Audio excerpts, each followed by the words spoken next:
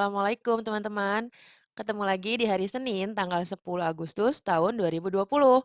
Nah, hari ini kita akan kembali belajar tematik.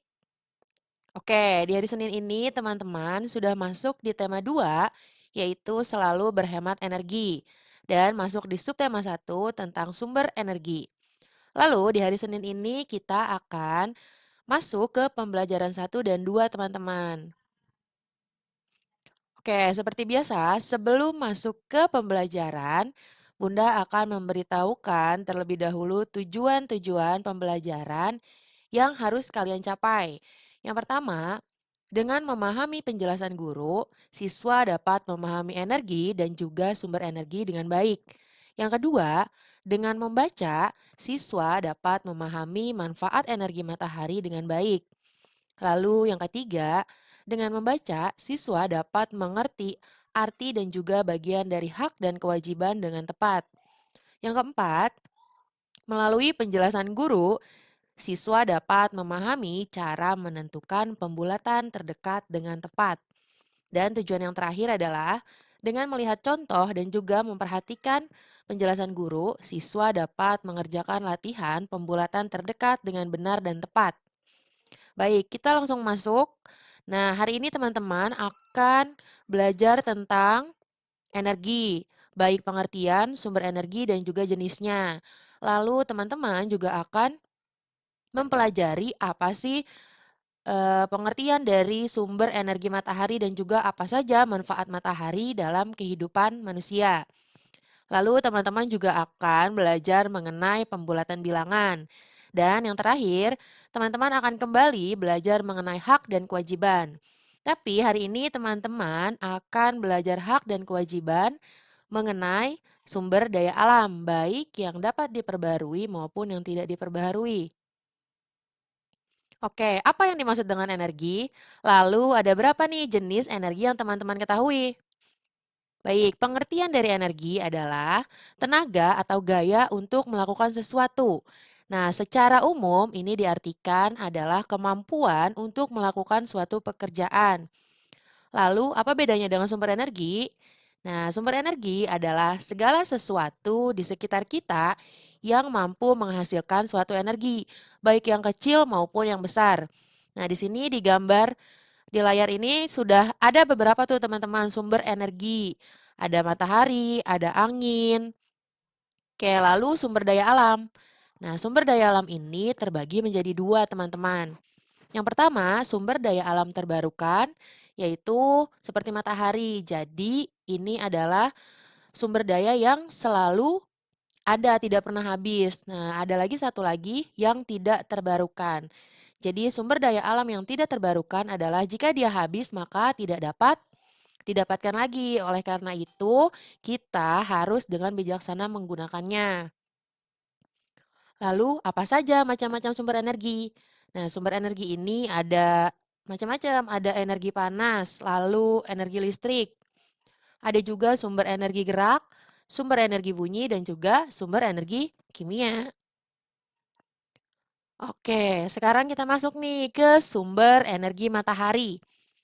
Sumber energi matahari adalah energi terbesar di bumi yang merupakan energi alternatif atau energi yang terbarukan.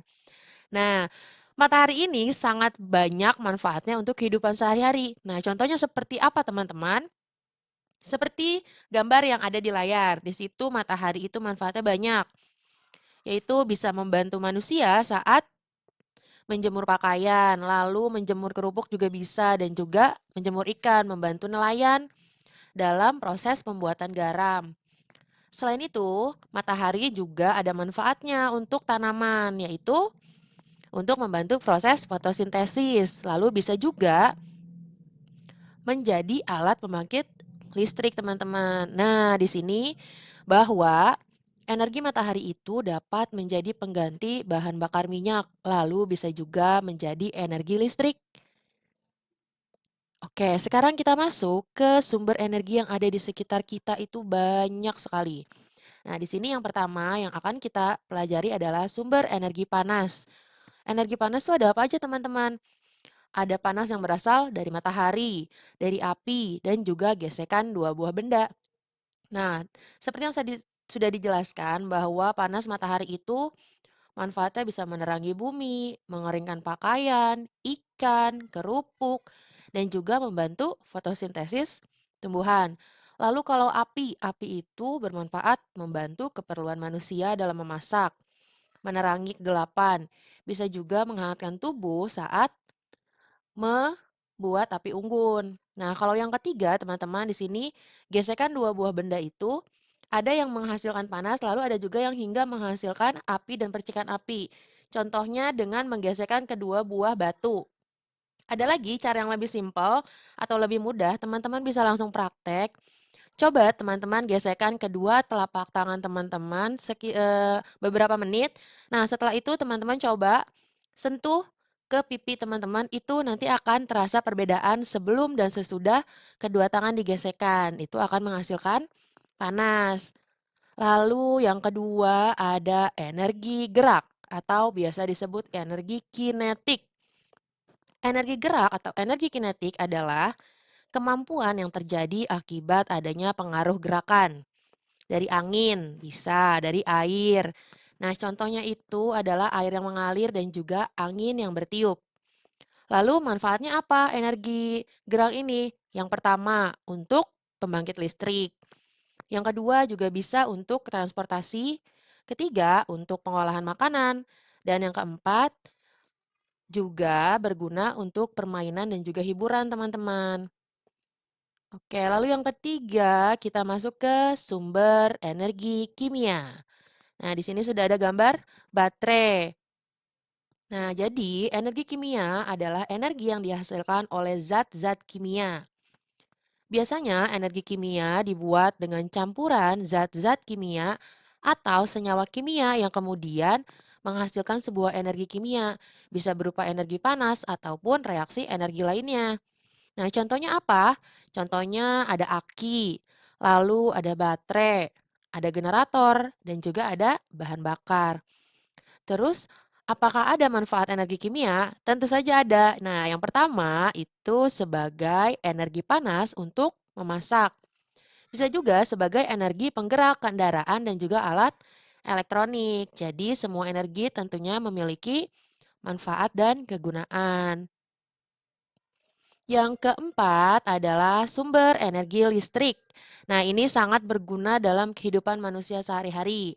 Energi listrik merupakan salah satu sumber energi yang sangat banyak dimanfaatkan oleh manusia. Energi listrik berupa sumber tegangan arus listrik yang kemudian disalurkan ke berbagai saluran listrik, sehingga dapat dimanfaatkan untuk berbagai hal. Nah, energi listrik ini bisa dirubah ke berbagai macam energi. Contohnya, dari listrik bisa dirubah menjadi energi cahaya, lalu bisa juga menjadi energi bunyi. Oke, bisa juga ke energi gerak, contohnya seperti kipas angin. Lalu apa saja nih manfaat energi listrik? Nah, manfaat energi listrik di sini ada yang pertama sebagai sumber penerangan manusia, terutama dalam malam hari.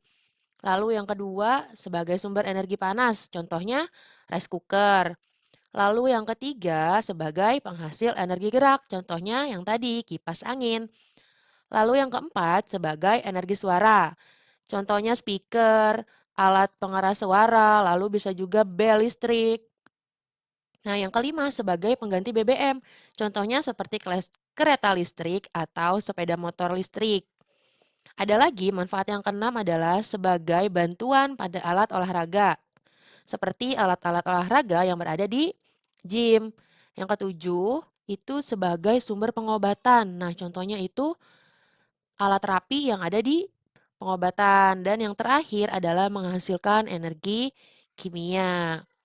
Oke, teman-teman, yang kelima ada energi bunyi. Nah, energi bunyi adalah energi yang dihasilkan oleh getaran atau partikel-partikel udara di sekitar sumber bunyi. Nah, contoh dari sumber bunyi ini ada sumber bunyi dari alat musik, lalu ada juga dari suara manusia, ada dari bel dan juga dari speaker. Lalu apa saja manfaat energi bunyi? Di sini yang pertama, energi bunyi dapat digunakan untuk mengukur kedalaman laut. Lalu bisa juga Manfaatnya itu untuk mendeteksi janin dalam rahim. Lalu yang ketiga digunakan untuk mendeteksi keretakan suatu logam. Dan manfaat yang terakhir itu bisa terciptanya speaker hingga bunyi dapat terdengar dari jarak yang sangat jauh, teman-teman. Oke, nah di sini Bunda ingin memperkenalkan kalian mengenai sumber daya alam. Sumber daya alam adalah segala sesuatu yang berasal dari alam dan dimanfaatkan kepentingan manusia dalam kehidupan sehari-hari. Nah, SDA ini ada dua macam. Ada yang terbarukan dan ada yang tidak terbarukan. Nah, yang terbarukan adalah sumber daya yang tidak pernah habis. Contohnya, tenaga surya. Terus ada juga biomasa, lalu ada angin, ada juga energi panas bumi, dan juga ada sumber daya air.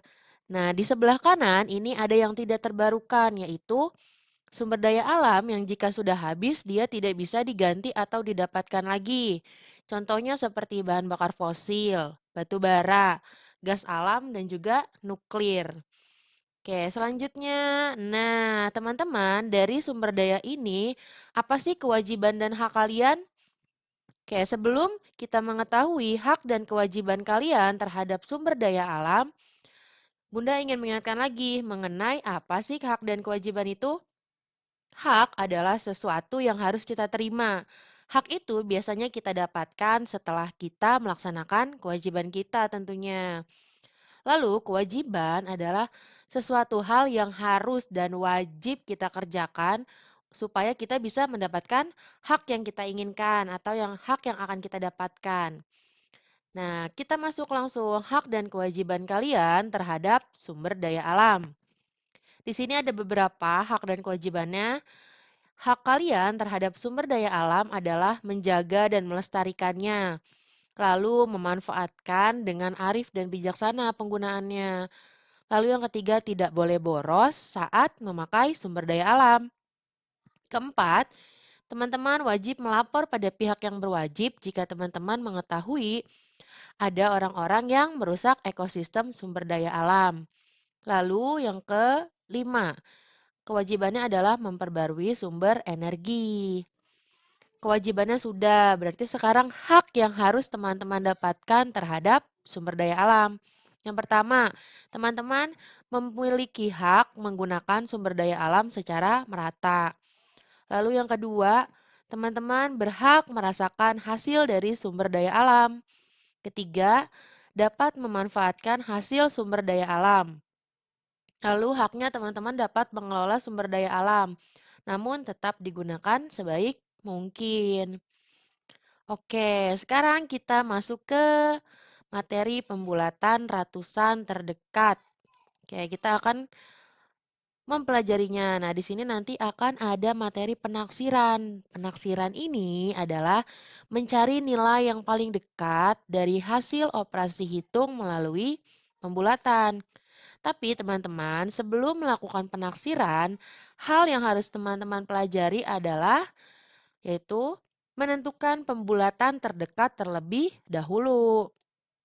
Nah, konsep pembulatan terdekat ini adalah mencari bilangan yang memiliki nilai yang paling dekat dari suatu bilangan yang diinginkan.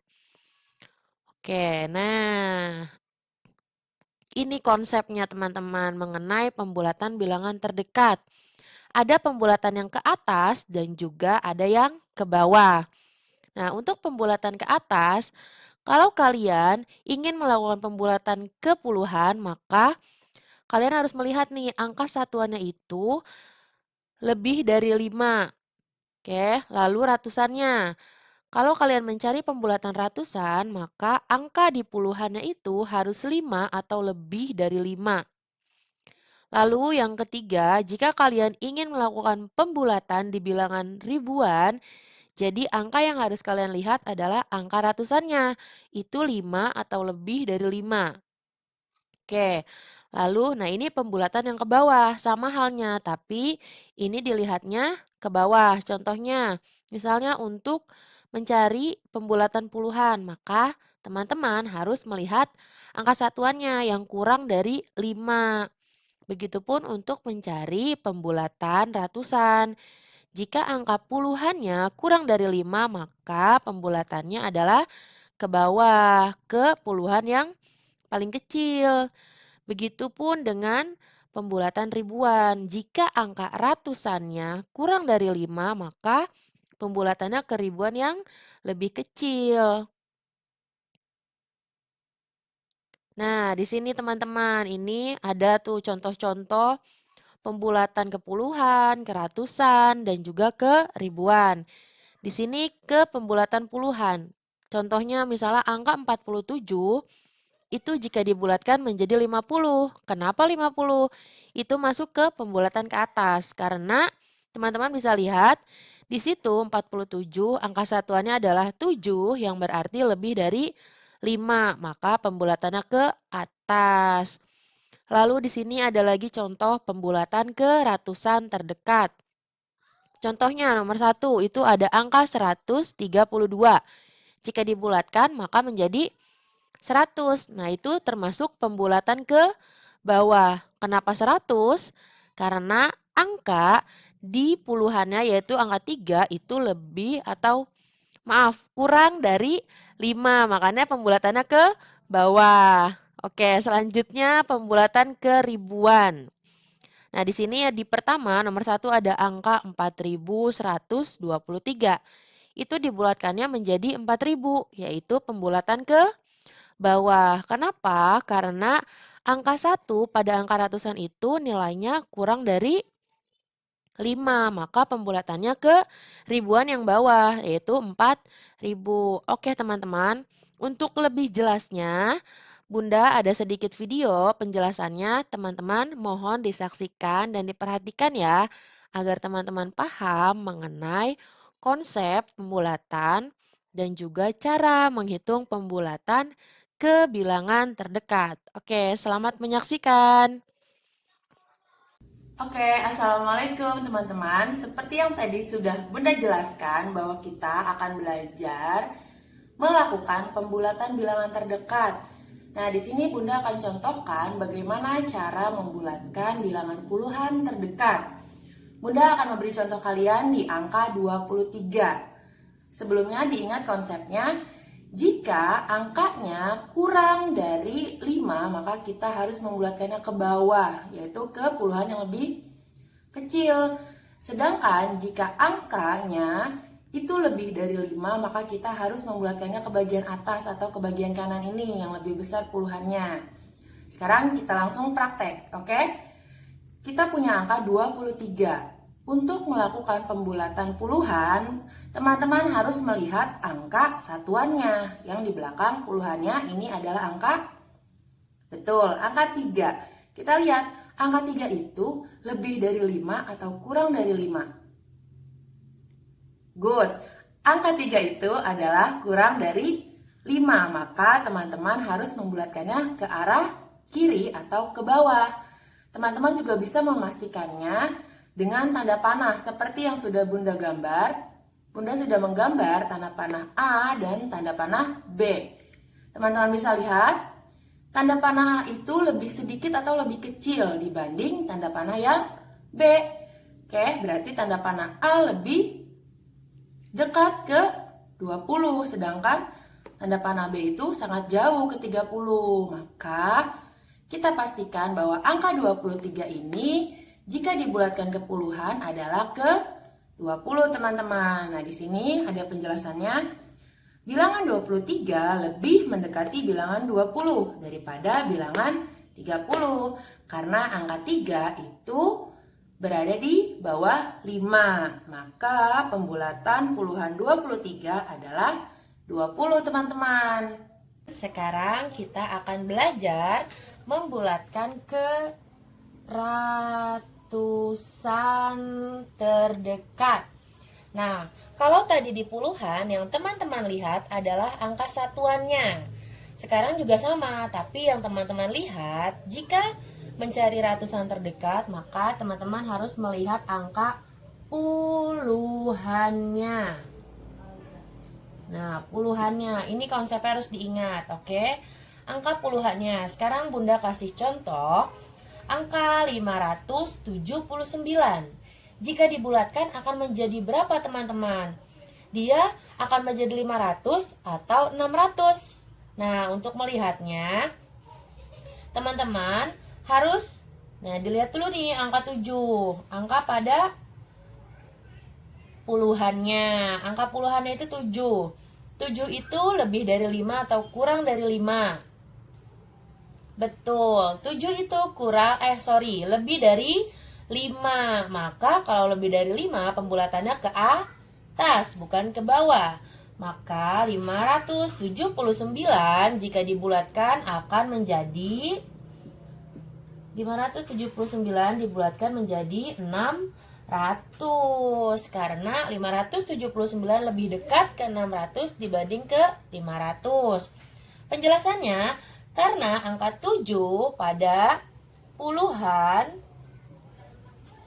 itu lebih dari 5, maka pembulatannya ke atas, jadinya 600. 600 kan di atas 500. Seperti itu teman-teman.